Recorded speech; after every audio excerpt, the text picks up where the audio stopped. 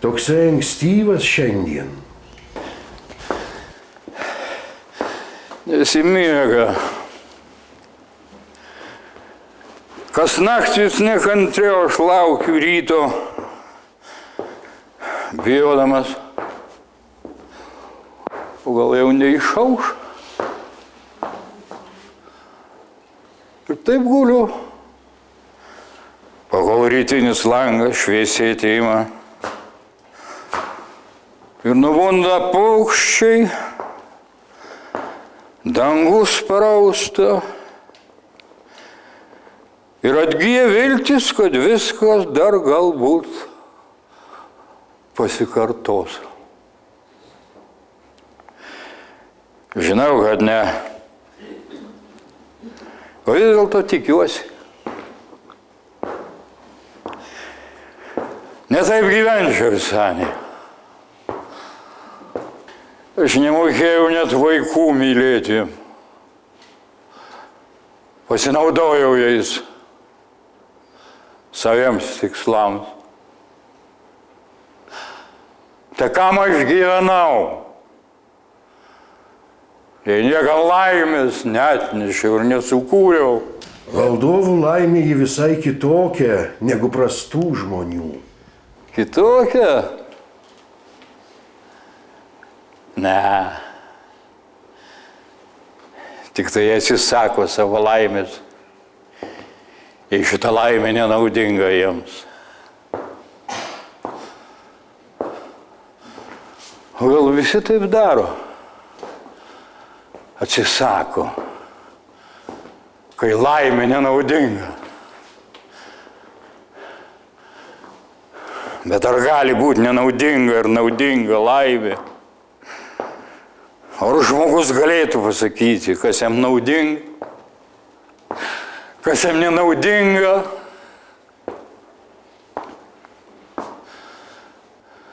Kai taip guli, žiūrėdamas į tamsą, tai pradėjai suprast, kad nieko nėra. Ir kad žmogus tik tai menka dulkelė visuotinės tamsos okeane. Ar žino jis, koks okeano tikslas? Ir kas yra už tos ribos, kur okeanas su dangum susieina? Mačiau nesyk, kaip krinta žvaigždės. Prisižiūrėjau aš, kaip miršta žmonės. Ir nieko neįvyksta. Okeanas toks pat didžiulis ir toks pat baisus.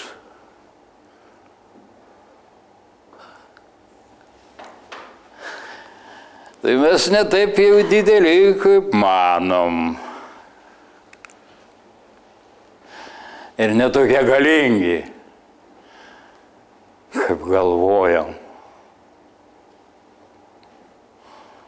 Tai kuo tada žmogus laimingas? Kuo? Ar to, kad turi, ima, liečia, mato, ką valgo, myli, girdi, arba jaučia? Tai laimė, žinoma, ir nemaža. Bet štai naktis ateina. Ir tu vienas. Ir supranti, kad visa tai tik niekai. Kad visa tai tavi yra kaip molis. Ir kad nėra kažko labai svarbaus, kad iš to molio nulipdytum laimę. Prakeiktas žodis.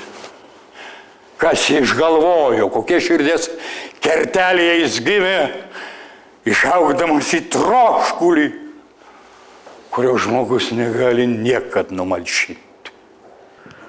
O man atrodo, tu esi laimingas, kai sėdi taip parėmęs rankom galvą prie savo Lietuvos ir kai galvoji kažką svarbaus, tikriausiai apie ją. Laimingas? Taip. Turbūt šiek tiek laimingas. Bet aš toliau žiūriu. Ir nematau, koksai likimas ateityjos laukia. Aš nieko nematau. Akla tamsa. Galbūt tenai neliks nemenko ženklo iš to, ką aš per didį vargą kūriau. Tai kam tada tos kančios ir tas vargas? Kam tas, ką aš esu? Arba buvau?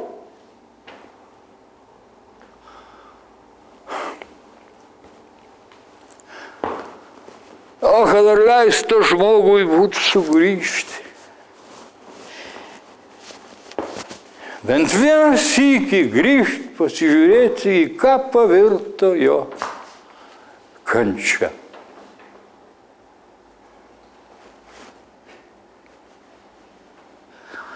Bet ne, tai būtų visiškas žmogaus žlugimas, jo pralaimėjimas ir jo mirtis. Negeras mintis, seni, oi negeras. Neskambios mintis, kaip nevykęs puodas, kurį, kaip tu sakai, reiks sudaužyti.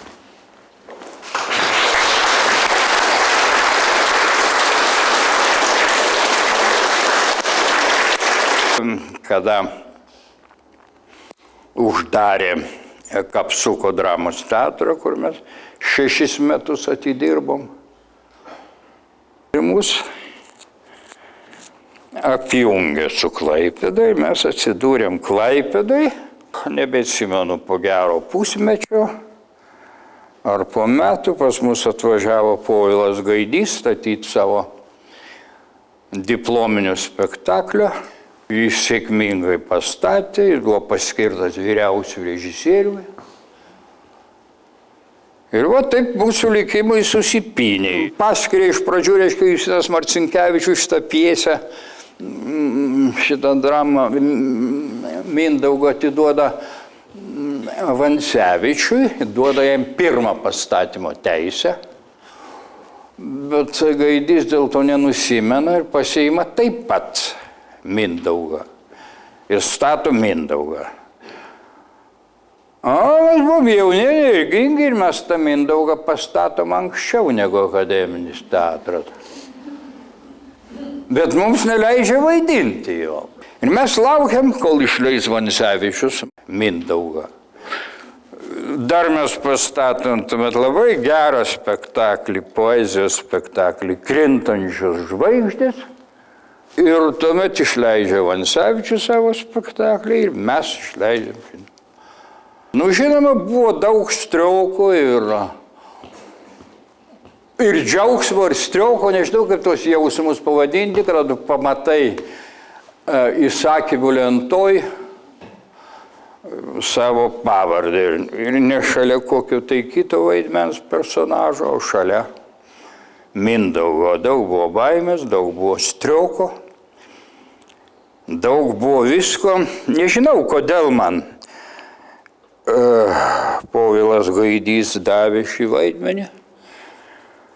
Gal jis pirmas ir pastebėjo kokias tai mano savybės, kurių gal aš nei pats nemačiau ir nesitikėjau manį esant. O artistas yra labai svarbu vis dėlto vaidmuo. Nepamirškime, kad dar buvo karta, kuri prisiminė pirmosios mūsų nepriklausomybės laikus, tos smetoninius laikus vadinamus, kada visiems dar buvo gyvas pirmoji deportacija 40 metų, kada buvo pokario vežimai, pokario kovos visos, viskas dar buvo gyva atminty. Dar daug kas ne iš pasakojimų atsiminė, kas yra nepriklausomybė, kaip mes ją dabar betraktuotumėm, kas yra laisvė ir visa kita. Buvo viskas dar gyva mumise, tuomet galbūt šitie pastatymai Mindaugas ir Mažvydas atliko bažnyčios kokius tai vaidmenį, jau žmonės pasižiūrėtų, pasiklausyti, pasimokyti, laukia patarimų, kaip gyventi, kaip elgtis ir taip toliau. Vat nuo to ir prasidėjo. Buvo antras milžiniškas vaidmuo, Mažvydas. Tokia istorija yra, ką aš kalbėjau, kad priklausai nuo režisieriaus ir nuo dramaturgo ir nuo ko tik tai nori. Viename interviu jūs sakote, ir nesimato, ką jūs parodote, bet turbūt jūs ranką pridedat prie širdies, kad į čia turi taikyti teatras.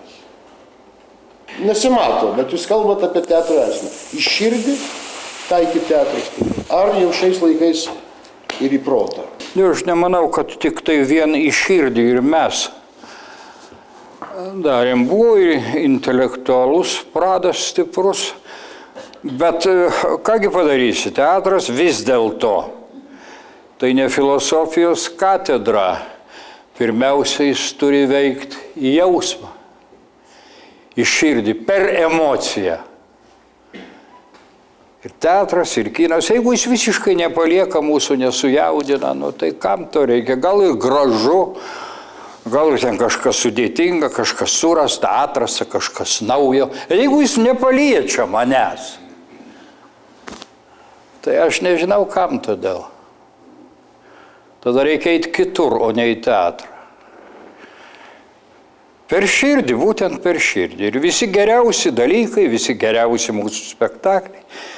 Ir mano vaidmenys, geriausi, didžiausi vaidmenys, ėjo per jausmą, per širdį. Aš manau, kad to reikalavo ir Povilas Gaidys.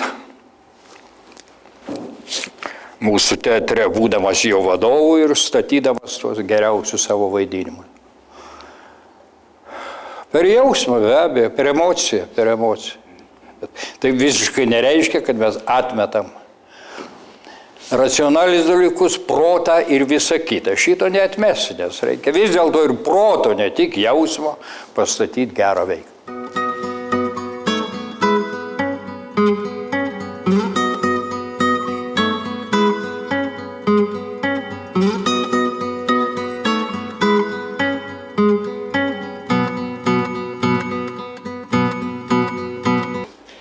Klebonija, stalas nukrautas knygomis ir rankraščiais. Vyno butelis, 2 taurės, Mažvydas, Vilenas. O dabar gyvenam Vilentai ir vystam, kaip nušalnotos rudeninės žolės, kurios dar vis atsimena, kad saulė šiltesnė būdavo anksčiau. Jau tamsta Vilentai ant mūsų dirvų. Jau vis dažniau dairausi aruodus, o jie, brolautų mano, nepilni, neužauginta, išbarstyta. Liaukis, tai ką tada šnekėt kitiems? Ne šitaip gyvenimas matuojamas. O kaip? Aš irgi nežinau, tačiau ne šitaip. Mielasis mano, tavo katekizmas arba giesmynas peržiūrėjau visą. Titano darbas. Greičiau Sizifo. Tu žodį iškirtai, kaip akmenį. Taip, dabar tą akmenį į kalną rytų, keliu stumiu, rankos silpsta. Paleis, nugarmės. Ir pagalvoju, kuriems velniams tas pastangos. Martynai. Palauk, žiūrėsiu, ar ilgai lietuviškai sakysi karaliaučiui pamokslų savo. Kol klausys, sakysiu. Aš taip negaliu. Jei tas akmuo, kur, kaip sakai, iškirtom savo žodį, į prarąją nukris, tai mūsų darbas ir mūsų gyvenimas neturi tikslo. Prasmės neturi.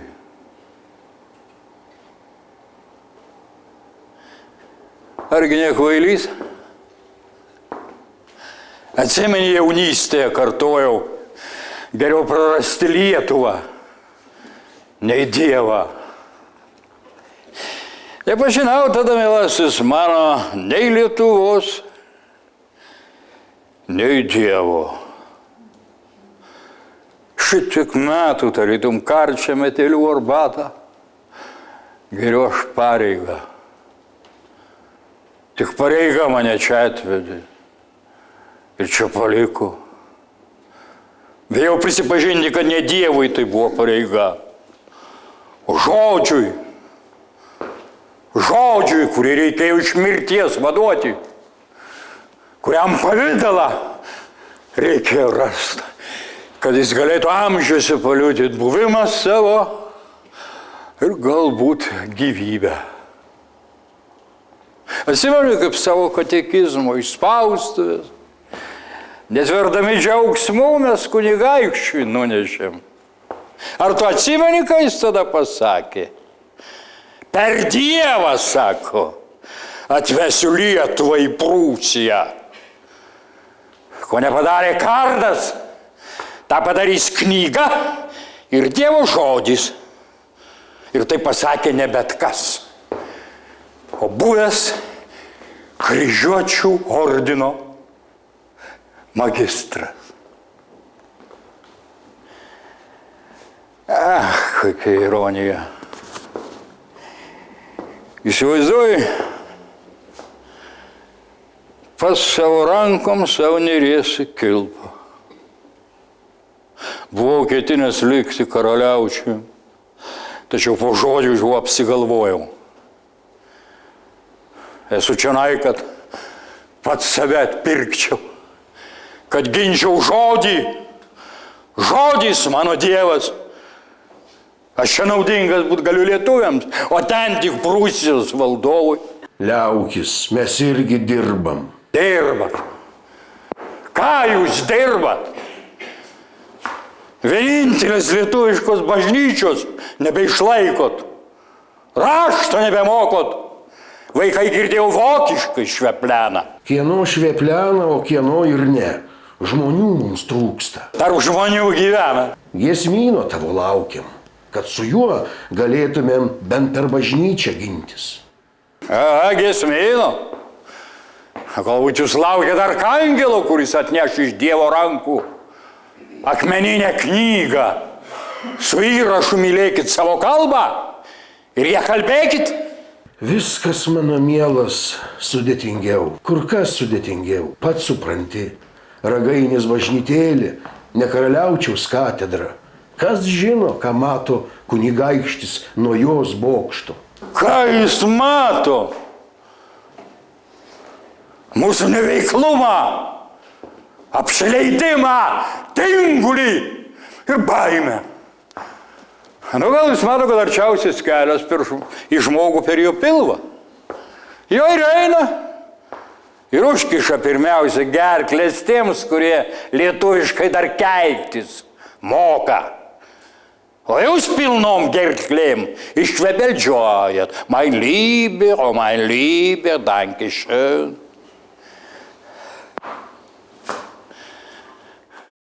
Blizgučiais apsikarstyt. Pagalvokit, už ką jūs gaunat. Bet ir tu, Martynai, iš kunigaikščio nulatos prašai, tai šio, tai to, laiškais jį atakuoji. Tai aš ne savo. Matai, kaip gyvenu. Nenutukau. Nekažin ką ir gaunu. Kai užpernai čia lankės kunigaikštis, tai mano darbo nepagyrė. Ne. Tik tiek ir te pasakė. Lojantis šuva už liūtą miegantį pavojingesnis. Ir liepė antrą pastorių atsiųsti man į pagalbą vokietį. O kam? Tai štai ką mato jūsų kunigaikštis pro Karaliaučiaus katedros vitražą. Bet aš kovosiu, Vilentai, kovosiu, aš grumsiuos dėl kiekvieno žodžio. Laikysiu, kelsiu, stumsiu, risiu į kalną. Kaip tas Sizifas. Akmenį. O galgi tas akmuo Sizifui ne bausmė, o laimė. Ne kančia, o džiaugsmas. Gal be to akmens gyvenimo nebūtų.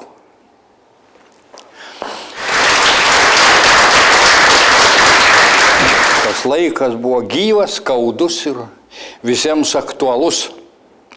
Lietuva buvo šventas žodis. Dabar ten, kur reikia ir kur nereikia, jis valkiojimas.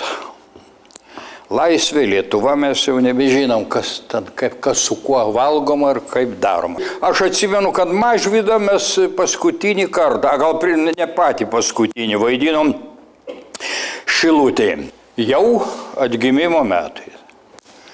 Dar buvo anšlagas, dar žmonės Lietuva, stojus, visa salė stojo ir tylėdami ir plojo. Dar buvo šventas daiktas. Prasidėjo sąjūdis, prasidėjo spauda, prasidėjo šitie dalykai, sakau, kasdien valkiojimų kaip kasdienis daiktas ir staiga publika kaip užpjauta. Nebereikia, yra gatvė. Čia visi reikalai prasidėjo.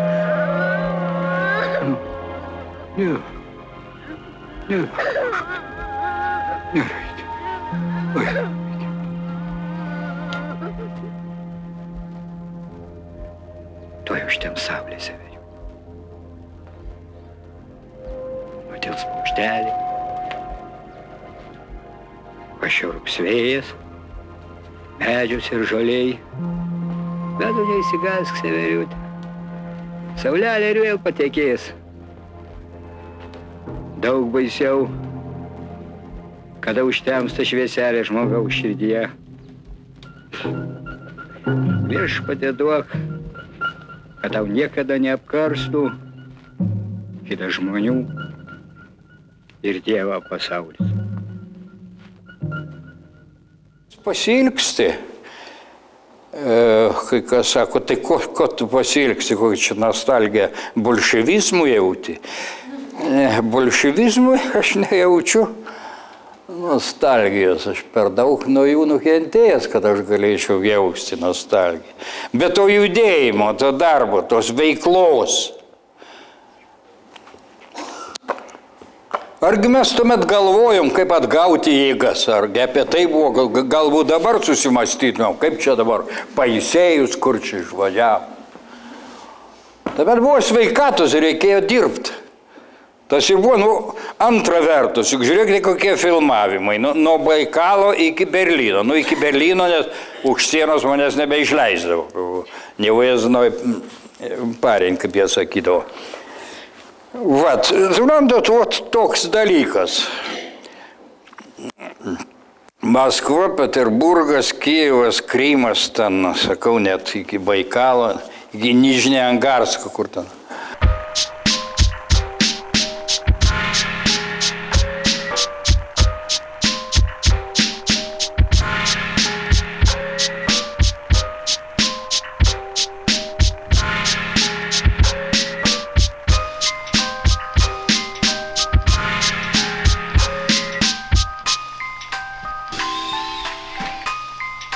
Ir norėčiau šiek tiek apversti jūsų pasakymą, kad aktorius, kaip nieka, kaip ta profesija priklausanti nuo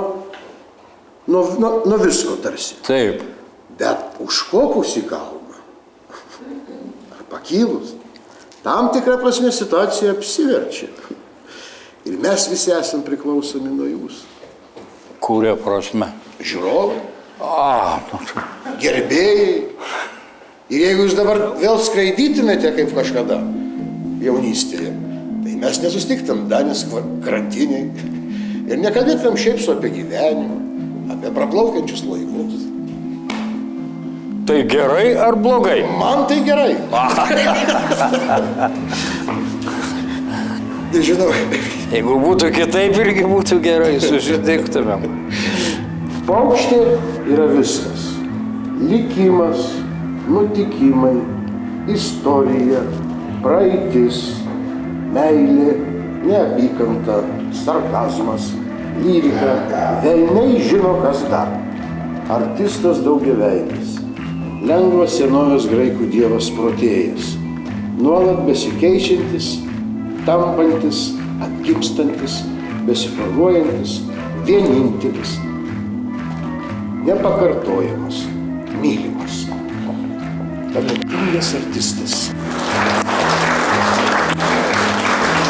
Labai jums ačiū, geroji mūsų publika. Bet jūs man dėkojate, aš jums dėkoju, aš noriu padėkoti Sigučiui Ječėnui už tos gražius darbus, kuris mūsų kultūroje, mūsų miesto kultūroje padarė. Tai mes jau pradedam jūs sveikinti. Nekalbėkime geriau apie tai. Kaip amžinatilsį Justinas Marcinkevičius, mūsų didis poetas, sakė, jubiliejus tai yra stichiniai nelaimiai. Tai ačiū, kad radot laiką. Dar kartą. Ačiū labai. Abejoju, labai.